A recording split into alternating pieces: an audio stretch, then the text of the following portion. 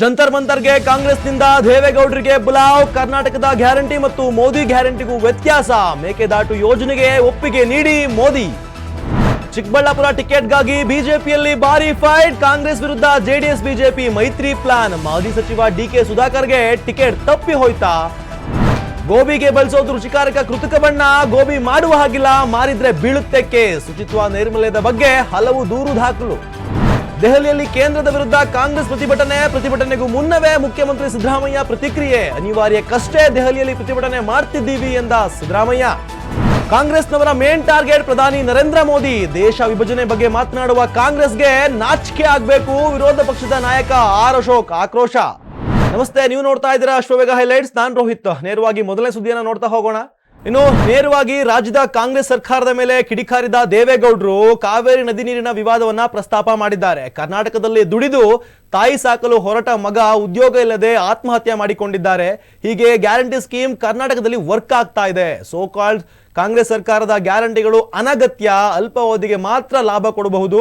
ಕರ್ನಾಟಕದ ಗ್ಯಾರಂಟಿ ಮತ್ತು ಪ್ರಧಾನಿ ಮೋದಿ ಗ್ಯಾರಂಟಿಗೂ ಎರಡಕ್ಕೂ ವ್ಯತ್ಯಾಸ ಇದೆ.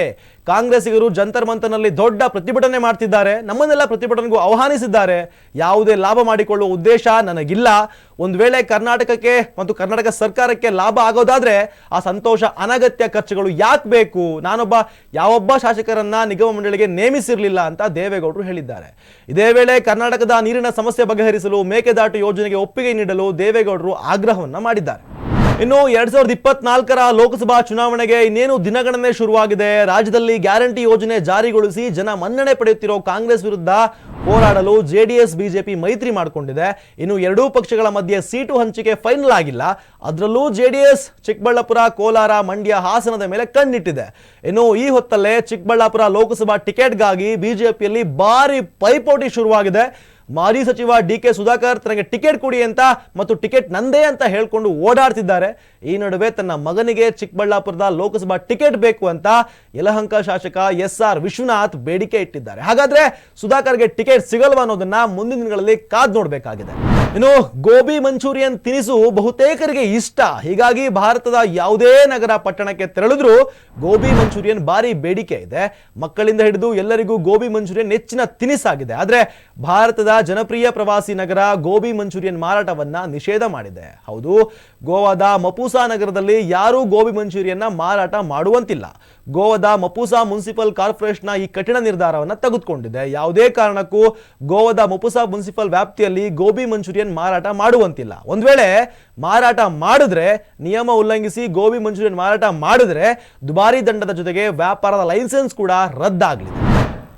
ಇನ್ನು ರಾಷ್ಟ್ರ ರಾಜಧಾನಿ ದೆಹಲಿಯ ಜಂತರ್ ಮಂತರ್ನಲ್ಲಿ ಇಂದು ಕೇಂದ್ರದ ವಿರುದ್ಧ ಕಾಂಗ್ರೆಸ್ ಪ್ರತಿಭಟನೆ ನಡೆಸ್ತಾ ಇದೆ. ಕನ್ನಡಿಗರ ನ್ಯಾಯಯುತ ತೆರಿಗೆ ಪಾಲು ಮತ್ತು ಅನುದಾನ ಹಂಚಿಕೆಯಲ್ಲಿ ತಾರತಮ್ಯ ಆಗ್ತಾ ಇದೆ ಅಂತ ಕಾಂಗ್ರೆಸ್ ಆರೋಪಿಸಿ ಪ್ರತಿಭಟನೆ ಹಮ್ಮಿಕೊಂಡಿದೆ.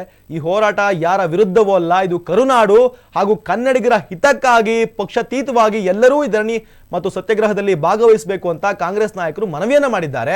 ಇನ್ನು ಪ್ರತಿಭಟನೆಗೂ ಮುನ್ನ ಮಾತನಾಡಿದ ಸಿಎಂ ಸಿದ್ದರಾಮಯ್ಯ, ಪ್ರತಿಭಟನೆಗೆ ರಾಜ್ಯ ಸರ್ಕಾರ, ಎಲ್ಲಾ ಸಚಿವರು, ಎಲ್ಲಾ ಶಾಸಕರು, ವಿಧಾನಸಭಾ ಸದಸ್ಯರು ಬಂದಿದ್ದಾರೆ. ಬಿಜೆಪಿ ಸಂಸದರಿಗೂ ಆಹ್ವಾನ ನೀಡಿದ್ದೇವೆ. ಅನಿವಾರ್ಯವಾಗಿ ದೆಹಲಿಯಲ್ಲಿ ಪ್ರತಿಭಟನೆ ಮಾಡ್ತಿದ್ದೀವಿ ಅಂತ ಹೇಳಿದ್ದಾರೆ.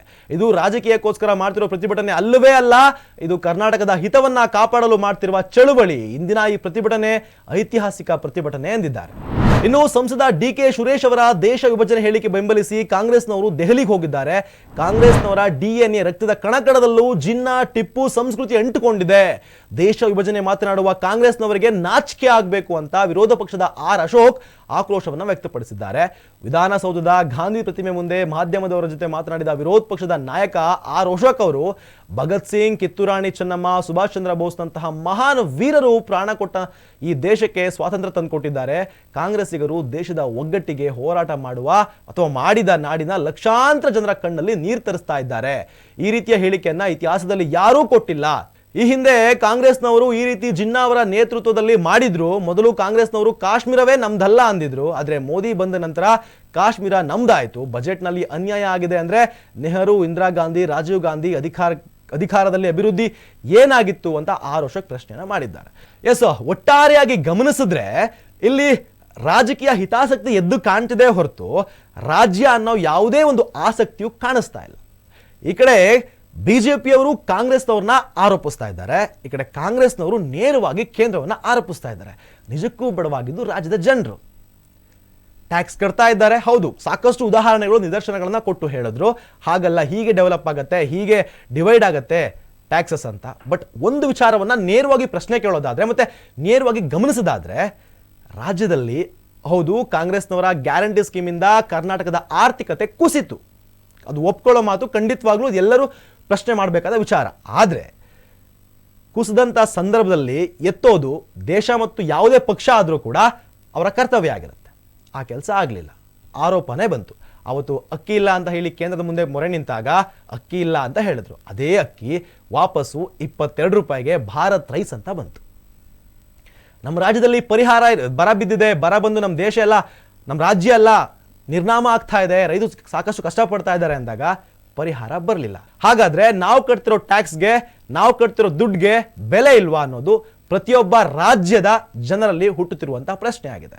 ಇವತ್ತು ಪ್ರತಿಭಟನೆ ನಡೀತಾ ಇದೆ, ಪ್ರತಿಭಟನೆ ಎಲ್ಲಿವರೆಗೂ ಮುಟ್ಟುತ್ತೆ ಅನ್ನೋದನ್ನ ಕಾದ್ ನೋಡಬೇಕಾಗಿದೆ. ಇದಾಗಿತ್ತು ಈ ಹೊತ್ತನ ವಿಶೇಷ. ನೋಡ್ತಾ ಇರಿ ಅಶ್ವವೇಗ.